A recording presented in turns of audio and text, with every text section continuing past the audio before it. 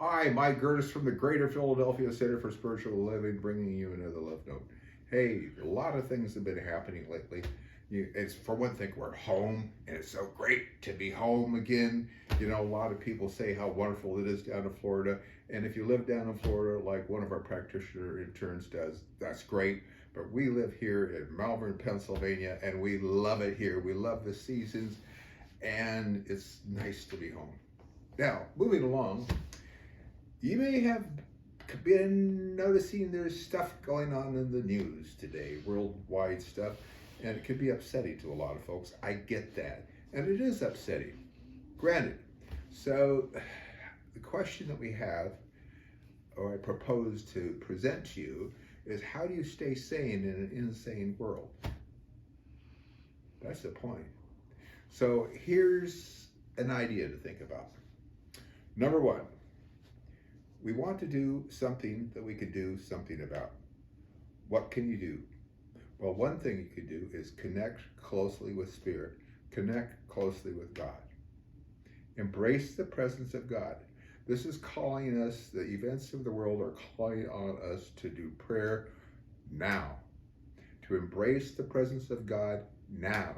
And then to direct the law in the realm of peace. I would recommend that you don't spend the next 48 hours focusing on the news all the time. Not a good idea. I would suggest that you stay off of social media that talks about it. I would suggest that you look at the papers, but don't dive into the papers. In other words, we want to focus on the solution. We don't want to focus on the problem. We don't want to focus on blow by blow, who's done this, what ground has been won, what ground has been taken back. That's not our job. And what that does is we add to the craziness by becoming crazy ourselves.